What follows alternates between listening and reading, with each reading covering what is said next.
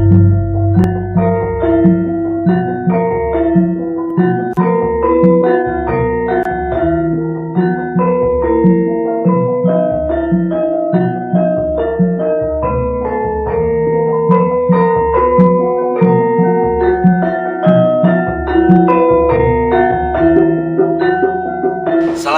warahmatullahi wabarakatuh. Kami atas nama pemerintah Desa Sambiroto, yang mana untuk sejarah Desa Sambiroto agar nantinya bisa terungkap, kami akan mengundang narasumber, yaitu sesepuh Desa Sambiroto yang akan memaparkan tentang sejarah Desa Sambiroto yang akan disampaikan oleh beliau Bapak Haji Sutarjo.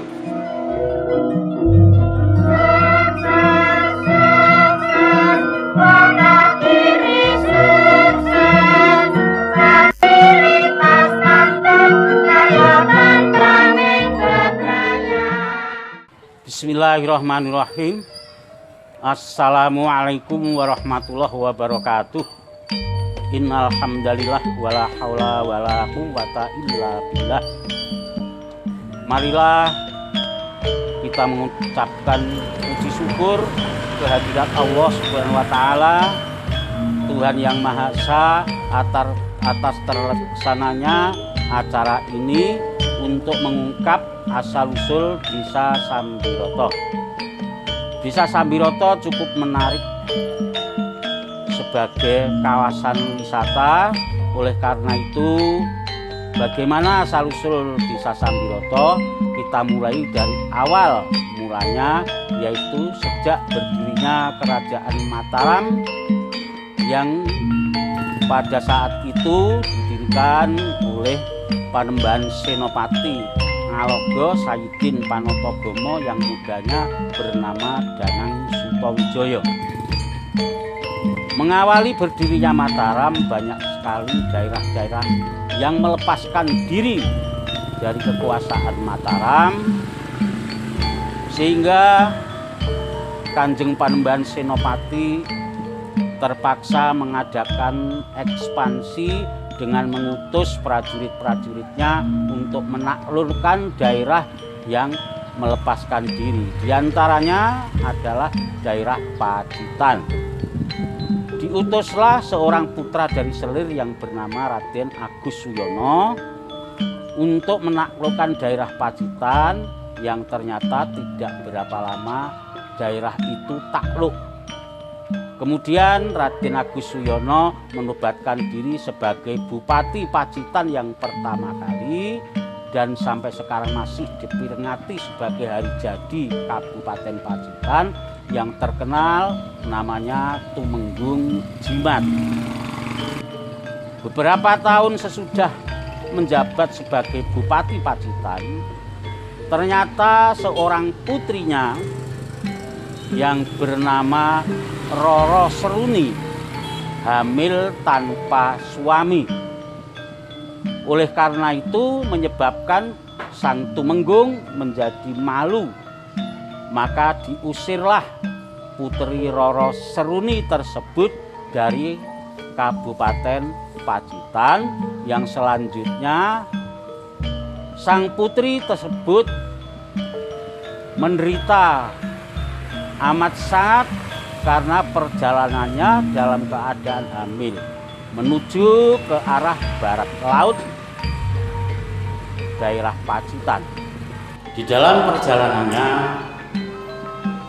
Roro Seruni ke arah barat laut Pacitan, akhirnya sampailah di suatu tempat yang bernama Panean. Saat ini Panean itu pertengahan antara Kecamatan Pracimantoro dan Iromopor.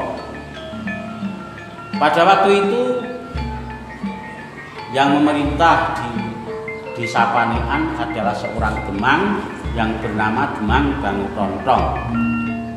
Sesudah Roro Seruni menceritakan segala sesuatunya, maka terketuklah hati Demang Bangtontong untuk menolong kepada sang putri itu dan dipelihara di Kademangan. Sambil menunggu terlahirnya anak yang dikandung, maka dianggaplah Roro Seruni sebagai keluarga sendiri oleh Demang Bangutondrong. Pada suatu saat sampailah kelahiran bayi yang dikandung itu, ternyata lahirlah seorang laki-laki. Mengingat riwayat daripada perjalanan Roro Seruni oleh Ki Demang Bangutondrong, bayi itu diberilah nama Wongso Tanu, yang kira-kira artinya adalah keluarga darah biru. Kemudian dididiklah Wongso Tanu kecil hingga menjadi dewasa. Karena melihat keadaan Wongso Tanu yang cukup pandai dan juga rupawan, akhirnya Demang Bangutondrong mengambil menantu si Wongso Tanu tersebut dan dijodohkan dengan putri Demang Bangutondrong itu. Setelah beberapa tahun dari perkawinan itu, pada suatu hari Demang Bangutondrong mendapatkan perintah dari Mataram untuk memasukkan seorang prajurit, karena memang adat kebiasaan pada waktu itu adalah memasukkan prajurit dari putra-putra mulai dari Penewu, Demang, Ronggo sampai Begel. Demang Bangutondrong ternyata mengajukan Wongso Tanu sebagai prajurit yang akan bertempur di daerah timur, bahasa Jawanya Brangwitan. Dengan semboyan Demang Bangutondrong bahwasanya dikirimkan menantunya, karena kalau sampai terjadi malapetaka, mati-mati kalau mantu bukan anak.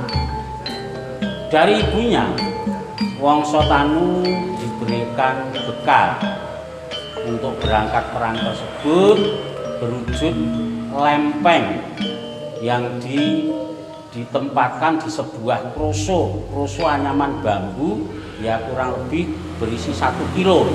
Lempeng adalah makanan yang dibuat dari ketan yang dipenyet dan rasanya cukup enak. Nah, berangkatlah Wongso Tanu untuk melaksanakan perintah, tetapi pada waktu perjalanannya itu malam, secara tiba-tiba ketemu dengan seseorang yang identitasnya itu tidak jelas. Nah, di situ orang itu bertanya, "Nak, kamu mau kemana?" Jawabnya, "Mau berperang." "Terus bekalmu apa?" "Lempeng." "Mau berperang kok bekalnya lempeng? Sini lempengnya saya minta, saya ganti, ini pusaka, pakailah berperang." Berwujud sebuah keris yang bernama Yai Lempeng, karena tukar-tukaran antara keris dengan lempeng itu. Ternyata notabene orang yang memberikan pusaka itu adalah sebenarnya Sultan Agung Anyokrokusumo, yang menurut cerita yang saya terima itu adalah bapaknya daripada Wongso Tanu. Jadi ternyata yang menghamili Roro Seruni itu adalah Sultan Agung dari Mataram. Beberapa tahun tidak pulang di dalam melaksanakan tugas berperang di daerah timur, sehingga Demang Bangutondrong mengira bahwa menantunya itu telah meninggal dunia. Oleh karena itu anaknya perempuan tadi dijodohkan dengan seseorang. Karena seorang Demang, maka pada waktu pernikahan itu diadakan perayaan, diadakan pesta, dan mengadakan tanggapan wayang kulit. Beberapa tahun di dalam peperangan itu, karena sudah dikira meninggal, maka pada saat pesta diadakan, kebetulan sekali Wong Sontanu itu pulang. Nah, pada waktu itu, waktu malam, kagetlah Wong Sontanu karena di Kedemangan kok ada wayang kulit. Maka dia lalu bertanya, itu ada wayang kulit acara apa? Ada yang menjawab, Ki Demang Bangu Tontong mengambil menantu. Lah yang dijadikan mempelai siapa? Anaknya itu kan janda. Suaminya berperang ke Brangutan, beberapa tahun tidak pulang, mungkin sudah mati. Oh gitu.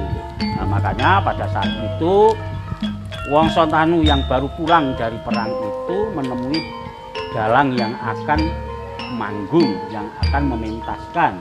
Di situ dia minta untuk membujuki bahasa Jawanya atau mendahului sebelum Ki Dalang itu action, itu Wong Sontanu mendahului untuk mendalang. Dan pada saat mendalang itulah Wong Sontanu yang belum diketahui oleh siapapun juga melepaskan panah. Panah itu ternyata menancap di tiang rumah itu.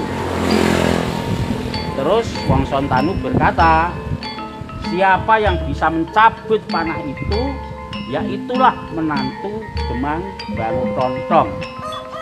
Barulah terbuka bahwa sebetulnya yang mendalang tadi adalah Wong Sontanu, sehingga si pengantin tidak jadi dijodohkan karena suaminya ternyata pulang dengan selamat, dan kepada Ki Demang Bangu Tontong mengatakan bahwa dia sekarang mendapatkan anugerah nama Suto Bongso yang sampai sekarang dikenal orang-orang Sambiroto Yanto Bongso. Kebetulan makamnya berada di lingkup desa Sambiroto. Setelah pulang Ki Wong Sontanu atau Ki Suto Bongso beserta istrinya disuruh mencari tempat sendiri. Maklum pada saat itu memang keadaan masih sepi dan penuh hutan-hutan. Akhirnya Suto Bongso berjalan ke selatan dari Panihan kurang lebih 7 km atau 8 km. Disitulah Ki Suto Bongso mendapatkan bisikan untuk bertempat di situ. Disitulah Kyai Suto Bongso menemukan suatu tempat yang pantas untuk bermukim.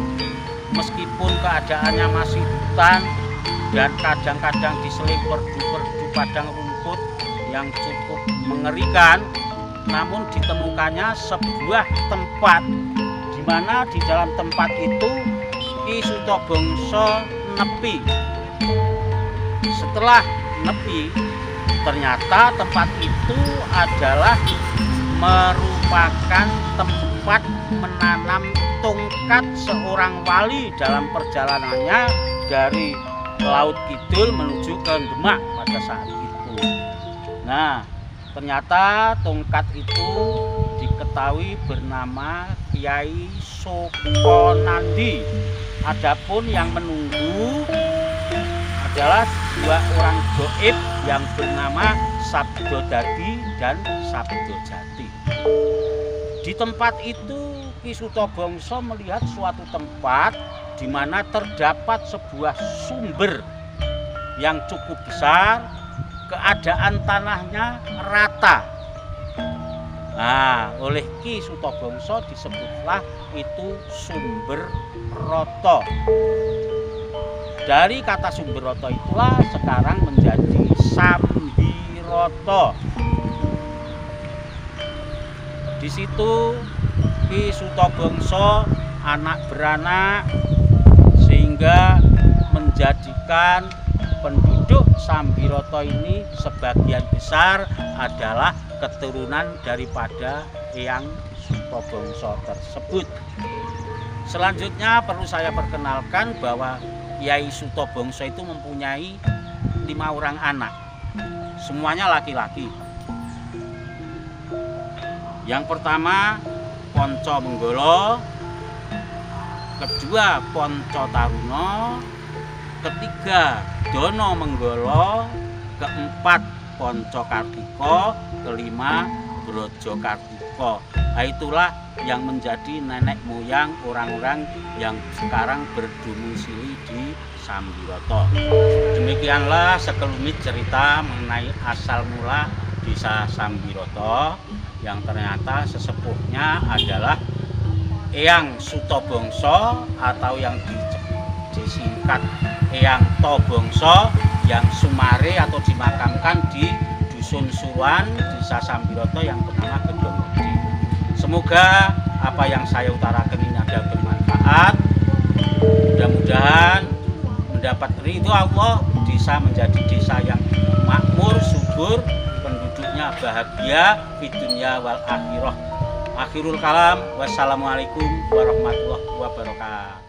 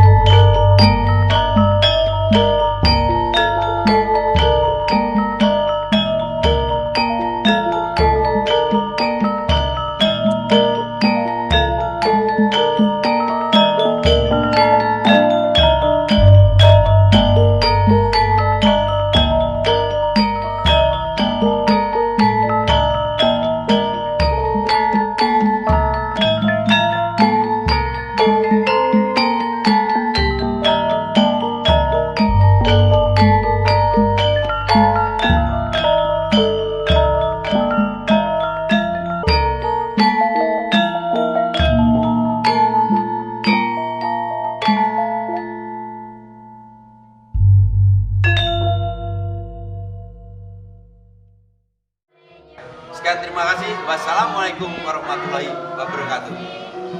Sambiroto jaya, Sambiroto sukses, Sambiroto makmur.